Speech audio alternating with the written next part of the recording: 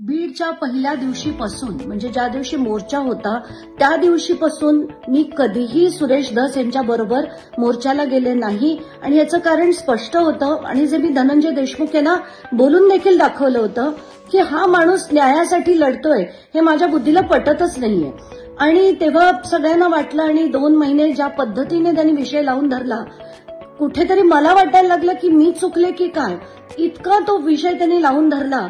पण पुन्हा आता खरंच ठरलंय की राजकारण्यांना भावना नसतात, त्यांना हृदय नसतं, त्यांना कोणाच्या भावना दिसत नाहीत, डोळ्यातले अश्रू दिसत नाहीत, त्यांच्यासाठी फक्त तो एक राजकीय विषय असतो, मुद्दे मांडण्यासाठीचा विषय असतो आणि राजकीय सेटलमेंट करण्याचा विषय असतो। आणि तसंच काहीसं आता झालेलं दिसतंय। मला प्रचंड राग आला होता काल, म्हणजे हे इतकी त्यांचे पाय चालले कसे, ते त्या दिशेने गेले कसे, मुंडेंची पायरी चढले कसे।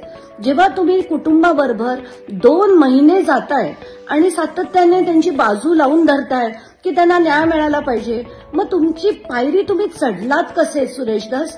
मला म्हणजे तुम्हाला लाज वाटायला हवी।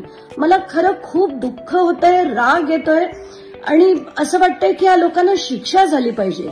आणि म्हणूनच मी पहिल्या दिवशीपासून तेच म्हणते की पहिल्या दिवशी सापडलेले 2 मोबाईल आणि त्याच्यात असलेला जो फोन, जो बड्या नेत्याचा फोन होता, तो आजपर्यंत बाहेर आलेला नाहीये आणि त्यांना सगळे वाचवण्यासाठी आता हे सगळं सुरू झालंय।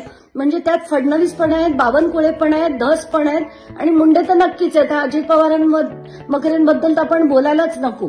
तर मला असं वाटतंय की हे सगळं आता बास झालं, आता हे कोर्ट मॉनिटर्ड झालं पाहिजे, तोपर्यंत खरं कधीच येणार नाही।